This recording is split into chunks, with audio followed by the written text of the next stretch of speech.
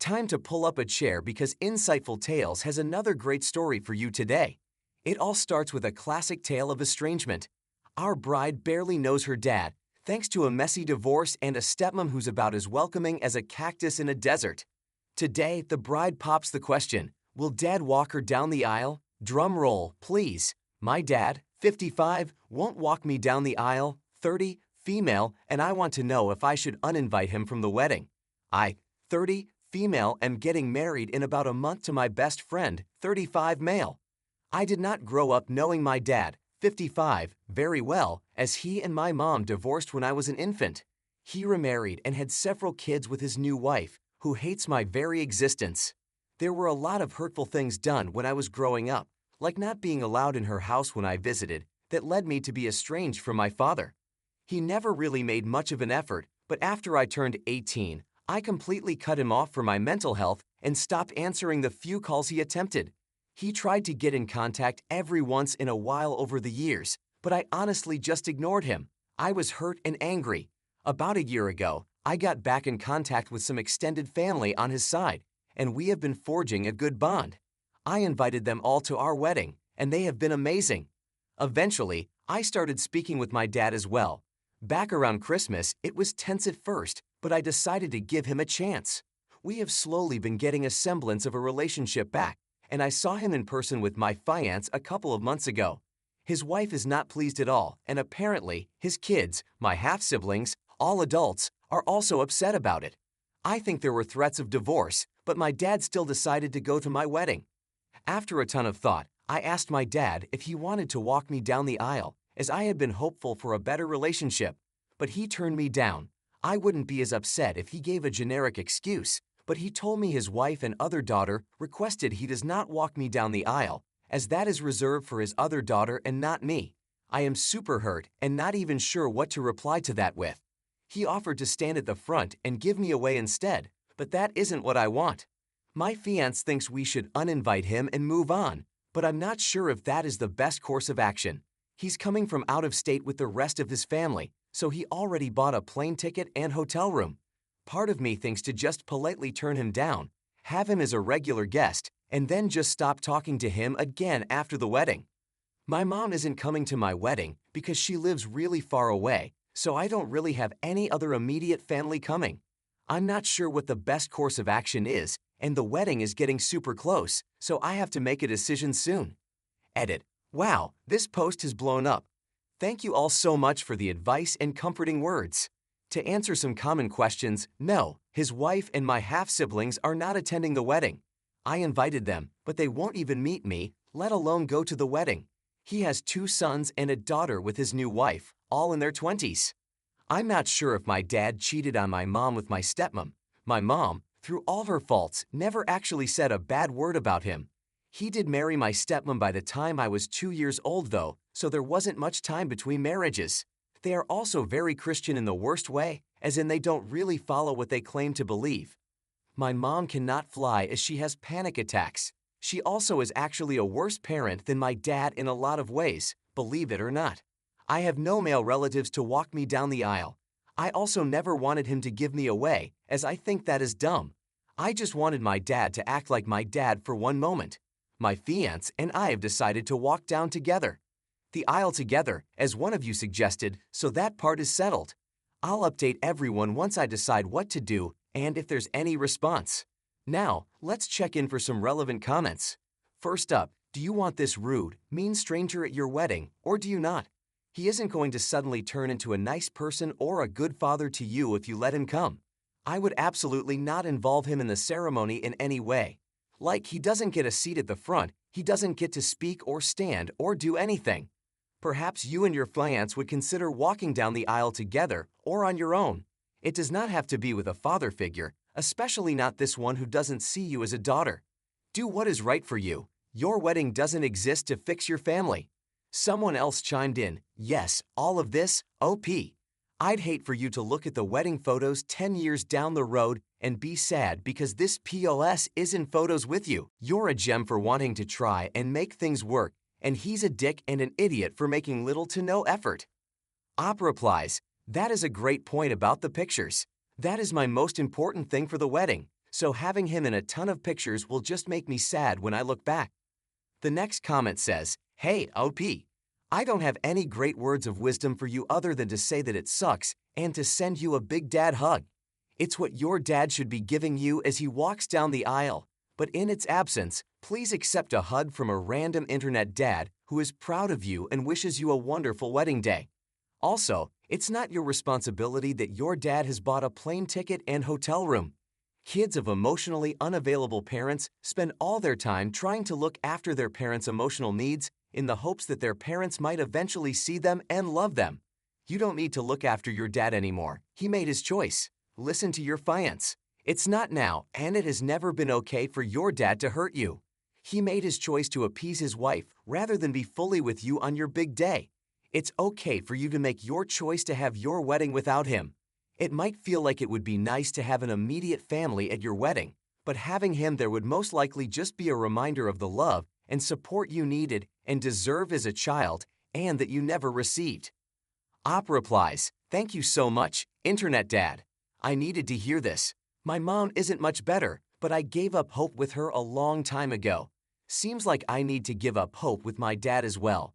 On the bright side, my aunt and her family are amazing people, so they will be great at the wedding regardless. Since when can you only walk one daughter down the aisle?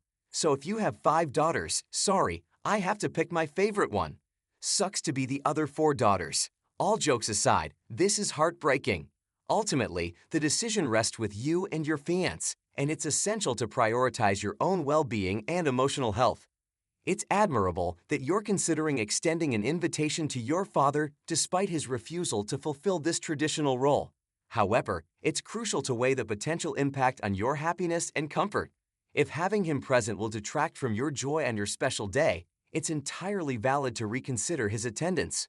Remember, your wedding day should be a celebration of love and unity surrounded by those who genuinely care for you and uplift your spirits, whether your father is physically present or not. What matters most is that you feel supported and cherished by those who surround you. Update 4 months later, on February 21st, 2024. Hello everyone, just wanted to start by saying thank you so much for your kind words and advice on my original post. It made me feel so much better. We had an amazing wedding and honeymoon. Everything went well. My husband wants to thank everyone who said some form of listen to your fiancé. I'll start with what happened right after my 30, female, last post.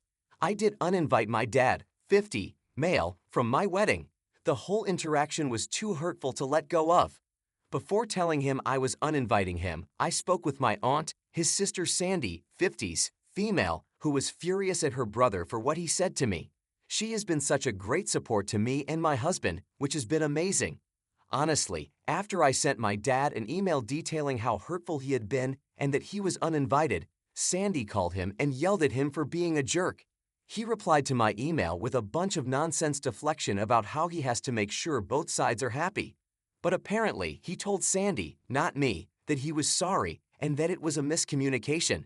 He claims to Sandy that he is only trying to negotiate with me and that he would have walked me down the aisle if that was what I wanted. I highly doubt that.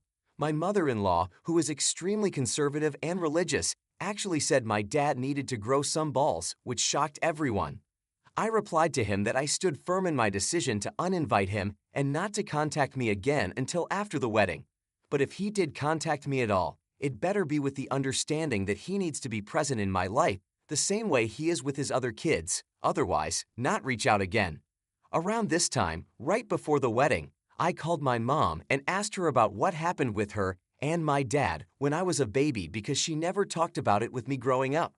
Unlike my dad and stepmom, my mom never once said anything bad about him to me. She was always neutral and positive about him, which I have since thanked her for, as it let me come to my conclusions about what a deadbeat he is. My mom and I had a good cry about everything, and she let me know how abusive and awful my dad was to her when I was a baby after they split up.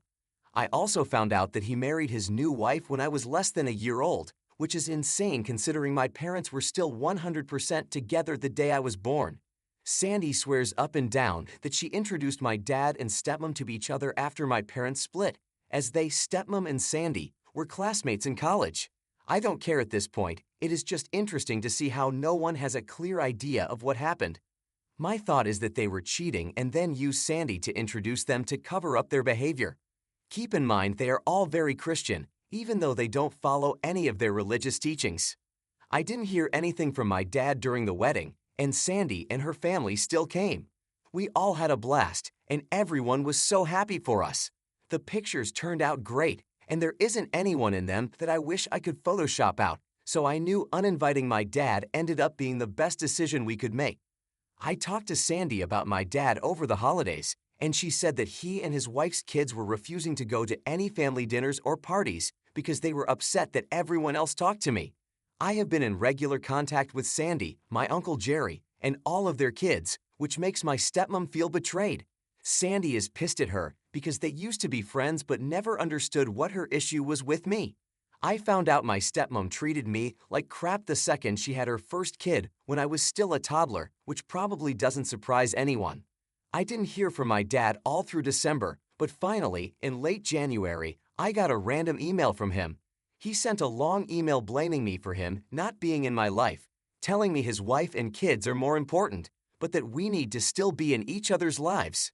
It was the most BS email he had sent me so far, and he completely disregarded my wishes back in October when I told him not to contact me unless he was going to treat me like his actual child. I ended up not responding and just blocking his email. I also told Sandy not to share any of the pictures or videos from the wedding with him and not to talk about me with him. I think this will be the end of the relationship with him since he is incapable of being a parent to me. I feel a lot more at peace with everything that happened, and I'm completely okay with how it all turned out. One commenter on my original post said something along the lines of not knowing if my dad would have been a bad parent since he wasn't around, and that has stuck with me. Thinking about it now, he probably would have been even worse had he been in my life. Unfortunately, both my parents are emotionally stunted, but I made good use of the life that was handed to me and will hopefully break the cycle with my kids one day. I didn't mention in my last post that my husband and I are going to be moving to the same state as my family in the next year. I was worried at first about being closer to my dad, but honestly, he and his bitter wife and kids can do whatever they want. I'm just going to live my life how I want to. We were planning on moving to this state before I ever got back in contact with my family, so we will continue to do what is best for us. Anyway, thank you again, kind Redditors. You helped me not feel sad or upset about my wedding day. And here's one last comment from the community. I'm so glad that you had a wonderful wedding. I wish you and your hubby the best in the future.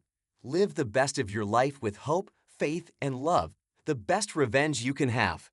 P.S. Something to think about. Stepmom may have told your step-siblings that daddy had an affair, and that may be why they hate you. I get to hand it to you, though. Uninviting your dad took some serious co-Jones, and your Aunt Sandy, she's like the MVP of family feuds, swooping in with the righteous anger of a protective mama bear. And then there's your dad, blaming you for his absence while simultaneously begging to be in your life.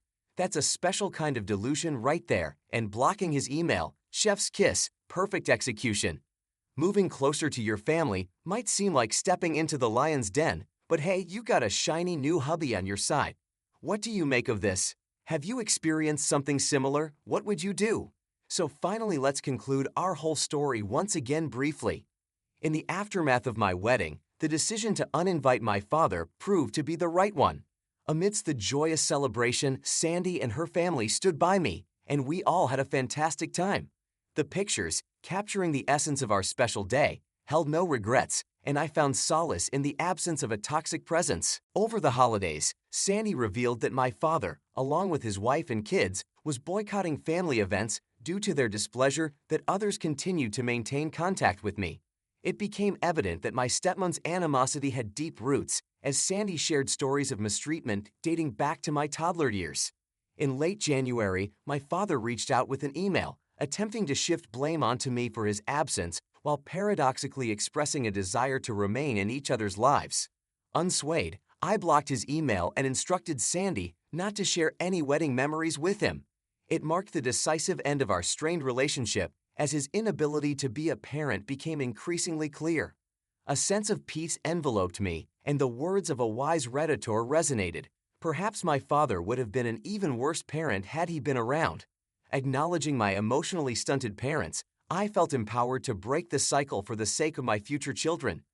Looking forward, my husband and I are set to move to the same state as my family.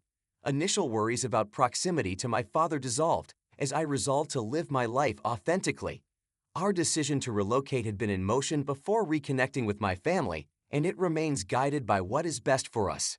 As I conclude this chapter of my life, I extend heartfelt gratitude to the supportive Redditors who helped me navigate a challenging time. Your words provided comfort, and I am now equipped to face the future with hope, faith, and love. The best revenge, as one commenter wisely noted, lies in living my best life. To those who shared their stories, offered advice, and lent a virtual shoulder, thank you. Your collective wisdom transformed a difficult moment into a lesson of resilience and self-discovery. As I started on a new chapter with my loving husband by my side, I am ready to embrace the journey ahead. Thanks for joining us today. Don't forget to like, subscribe, and click that notification bell before you leave. We'd love to hear your thoughts on today's topic, so feel free to leave a comment. See you next time on Insightful Tales.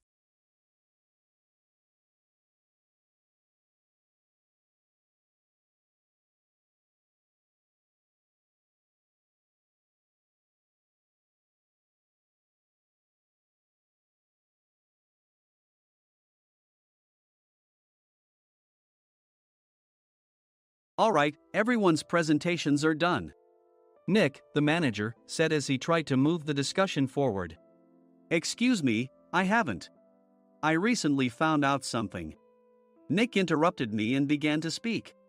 There's apparently someone in this department who didn't graduate high school and is just a part-timer. Meetings should be for employees only. Absolutely right. His lackey, Mike, of course, agreed with Nick. I'm leaving. After leaving the meeting room, I started to shut down my computer. I noticed that an email had arrived, not in my personal inbox, but in the company's shared email. Thinking, there's no point in speaking up, no one will listen, I went home quietly. The next day, I heard a commotion from Nick's desk. He was staring at his computer screen, his face pale. Nick! Is something wrong? Mike looked at the screen with him. And he turned even paler than Nick. Why is he so angry?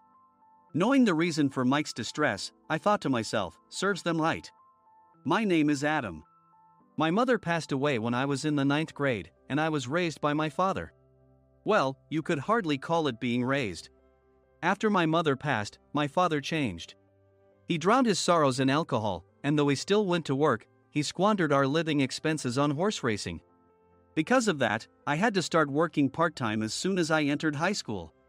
Every month, I went to the convenience store with bills in hand that couldn't be auto-deducted from my father's account. Even though I endured it because I didn't want to be alone, I reached my limit in my second year of high school and dropped out. I found a live-in job at a distant inn. Thank you for everything. The day I left home, my father, still staring at the TV, spoke. Take care. That was our last conversation. Back then, 18 wasn't the age of majority, so I needed my father's permission to work, and I couldn't hide my place of employment. Yet, my father never visited me even once. I kept working just to survive, and before I knew it, I was 42. Years of hard work paid off, and I was transferred to the headquarters. I was thrilled to be recognized by the company, as I thought I'd be working in the field until retirement due to my lack of formal education. Listen up. Our work can change the future of our employees. Don't drag us down. On my first day after the transfer, Nick, dressed in an expensive suit, spoke sternly. There was a reason for this. Our inn was located in a prominent tourist destination, known so well that everyone in the state could sing its commercial jingle. At its peak, we had 5 locations within the state. But that was long ago. Due to financial difficulties and aging facilities, only the place where I had worked for many years and the original establishment remained. I was prepared to lose my job anytime, but now there was a glimmer of hope. With the rise of social media, the tourist area where the inn was located started gaining attention again. Depending on how hard the sales department, where I was transferred, worked, we could either thrive or be forced to give up this prime location to the new hotel chains continuously popping up. For Nick, who had switched careers from another industry to strengthen our sales, this was a battle he couldn't afford to lose. I understood why he had to be strict. "I will do my best." Nick sneered at my enthusiastic declaration. "Did you not hear what I said?" "I'm sorry." I thought I was listening carefully. Out of habit from years of customer service, I apologized reflexively, though I had no idea what had offended him. Someone was watching me with a smirk. In this department, there are those who are expected to excel and those who have been shoved here because they have nowhere else to go. You are the latter. It was Mike, the section chief. He's 7 years younger, at 35. But he was called to headquarters much earlier than I was and had been moving around within the headquarters ever since. I'm not jealous, but I can't accept that he's my boss. Graduating from a prestigious university, he has an unusually high pride and caused many problems as a newbie, making things very difficult for me when I was the front desk leader. When I found out Mike was transferred to the sales department a month before me, I was disheartened. Mike is right. With just a middle school diploma, there's not much you can do.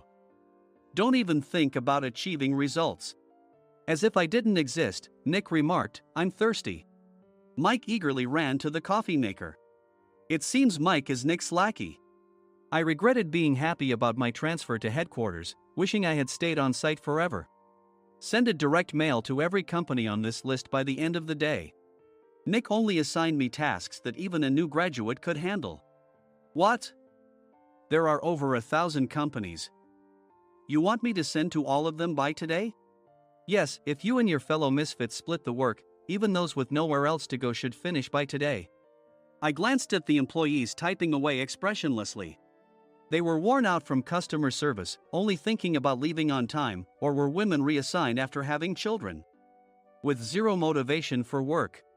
Even Sam, a new graduate from the same university as Mike, who was supposed to be among the expected achievers, had no enthusiasm for the job, having joined the company wanting to do customer service. "I don't care what they say, I plan to quit any time," he said. Only Nick and Mike were highly motivated, making all the decisions between the two of them. I originally only wanted to work at the inn to survive and had no particular attachment to this job. I swallowed my words, thinking I had no right to reprimand them. About a month after the transfer, Nick told us with a frustrated look. "To commemorate the 50th anniversary, we've decided to create a plan exclusive for one group per day.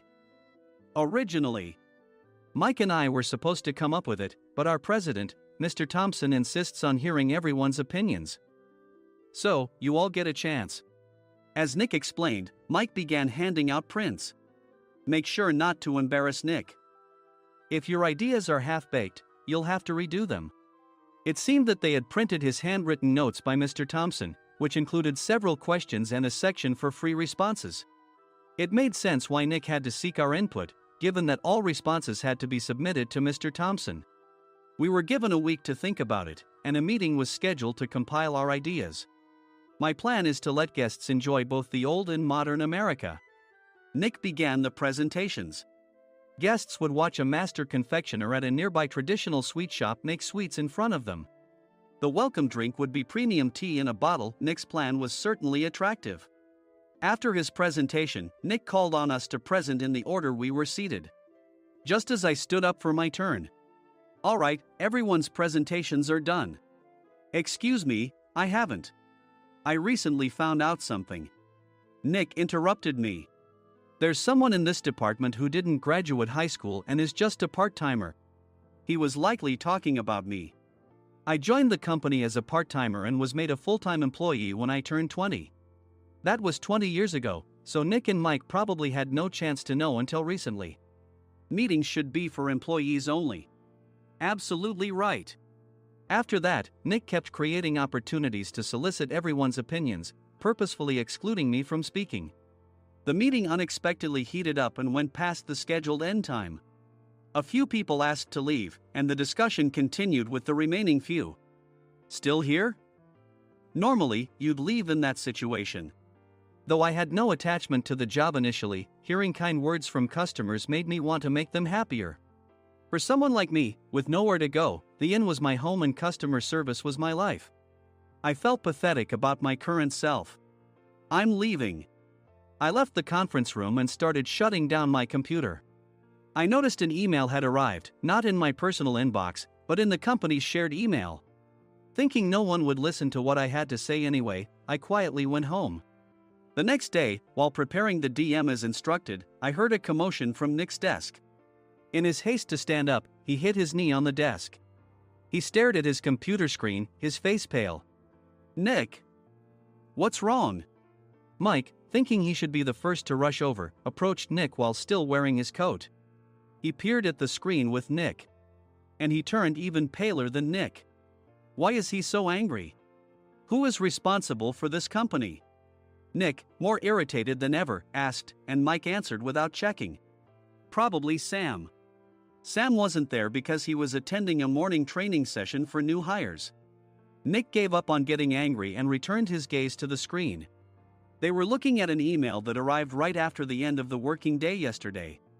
Apparently, no one, including me, had checked it before leaving. The email was from a large company that used us for their annual employee trips. The president and executives of that company also frequently used our services personally. President of the company, Mr. Mason himself, had declared that neither he nor his company would ever use our services again. Well, some companies cancel their employee trips or stop using our services due to financial struggles. Let's just move on. Mike kept wiping the sweat from his forehead with a handkerchief. Knowing why Mike was so agitated, I quietly watched their interaction. Do you know how much revenue we get from that company? We can find other guests to fill the rooms, but we'll lose the banquet costs, gift shop revenue, rental car fees, and more. Moreover, the gifts were supposed to be prepared by the traditional confectionery shop involved in Nick's proposed plan. If it's known that we incurred such a huge loss at this critical time, Nick's position in the company would be jeopardized. Nick took a deep breath, seemingly trying to calm himself. All right, Mike. Go to New York right now and apologize to Mr. Mason. What? You're coming with me, right? I have urgent work to do. I trust you, which is why I'm entrusting this to you. Please. Mike, believing Nick's sincerity, agreed with a determined look on his face, saying, yes. That's Nick for you. Even if Mike went to apologize, Nick would shift all the blame onto him if the client didn't change their mind. Well, it was Mike's fault to begin with, so it served him right. About 3 hours later, Sam answered a call from somewhere and repeatedly apologized, saying, I'm very sorry. Everyone watched to see what was happening. After ending the call, he informed Nick with a weary tone. When Mike arrived at the client's company, he only made things worse, further infuriating Mr. Mason. He was demanding, get his boss here immediately. It was no wonder Sam was exhausted, dealing with such a call right after returning from training. What is that idiot doing? All right, Adam, you're coming with me. If sacrificing Mike didn't work, then I must be next. Normally, I'd want to refuse at all costs, but I saw an opportunity in this situation. If I can be of assistance, I'd be happy to join you. I immediately followed Nick, and we flew to New York. When we introduced ourselves at the reception, it became clear how serious the situation was, as the receptionist personally escorted us to the president's office. Angry voices leaked through the door, making both Nick and me uneasy. Excuse me. I'm Nick, the supervisor. I understand my subordinate has caused you trouble, and I deeply apologize. Nick, with his experience in the corporate world, knew enough to offer an apology before excuses. However, his customer service skills left much to be desired. I sighed as I saw Mike trembling like a small dog in the corner of the room. What kind of training are you giving your subordinates? Mr. Mason glared at Nick with a red face. The intensity of his gaze made even Nick take a step back. Regrettably, I joined this company only 2 years ago and was unaware of Mike's issues. I should have identified his shortcomings sooner. Indeed. I should have realized sooner. No sensible person would come to apologize and then give a lengthy presentation on the drawbacks of not using their in. Nick froze, his mouth slightly open. Suspecting the worst, I picked up the documents that had fallen to the floor. It seemed Mike hastily prepared these documents on the plane, listing the disadvantages. Disadvantage 1, if you change the venue for the company trip, employees might suspect it's for cost-cutting reasons. leading to a negative impression. Reading it aloud half-jokingly, Nick snatched the papers from my hand and checked the contents with a furious expression. Among the stack of documents was a receipt from a nearby convenience store's copy machine. I felt a pang of dread, hoping he hadn't shown the receipt as well. What do you think he said when I asked what kind of nerve he had to do this? I'm very sorry. Faced with the dire situation, Nick must have thought there was nothing left to do but apologize. In a voice smaller than I'd ever heard from him, he uttered words of apology. He said, "I'm a Harvard graduate. I don't believe I said anything wrong." Mike! What have you done? Forgetting his plan to pin the blame on Mike, Nick yelled loudly, even in front of Mr. Mason. "I didn't do anything wrong." "You're still saying that? Look at him." Mike pointed at me with a shaking hand. "I was assigned to headquarters in my 20s and now I'm a section chief. This guy only made it to headquarters at 42. Everything I've done proves I was right. So why are we losing the contract?" Having said his piece, Mike collapsed to the floor. "Of course. You were sent there because you had nowhere else to go." Mike never expected to hear such words from someone he looked down upon. He lunged at me, and Nick hurriedly stepped in to stop him. "Mr. Thompson told me Mike is a quick thinker, and to take good care of him." There's no way he was pushed aside. "Don't make things worse here. He didn't say quick thinker, he said only quick-witted, didn't he?" I don't remember that part." I recalled the many troubles Mike caused when he was a newbie. When Mike was on the front line, his pride was so high that he never apologized to customers. Customer service, especially in our job, doesn't work alone. It brings both good and bad situations. If the front staff or housekeepers made mistakes, or the cleaning company didn't properly clean a room, one had to apologize to the customers regardless of personal fault. Mike, in such situations, would never apologize, insisting he wasn't at fault. This often angered customers, and as the front desk leader, I frequently had to apologize on his behalf. He caused complaints and disrupted operations, which is why he was quickly moved to headquarters. In departments where he didn't interact directly with customers, his quick thinking was beneficial and things went well. But it seemed his flaws were starting to show. Corporate reservations are supposed to be entered into the system by the sales representative. But a quick check yesterday revealed that more than 10 items were missing from the client's reservation. The handover document clearly stated what needed to be prepared. Why didn't you enter it into the system? Why do we have to give them special treatment? Filling rooms near the banquet hall, setting up all the food in advance. Specifying the brand of wine, they're too demanding. No wonder he always angered customers, I thought, feeling a headache coming on. Grouping them in rooms near the banquet hall is for our benefit too. It makes it easier for the staff to set up beds and serve breakfast since everyone's schedule is synchronized. As for the other requests, Mr. Mason suggested them to lighten our load. I didn't know that. Nick finally seemed to realize that Mike was the one who had angered the client. What did you say to them? I just told them we wouldn't give them special treatment anymore. We shouldn't waste effort on things that don't bring in money.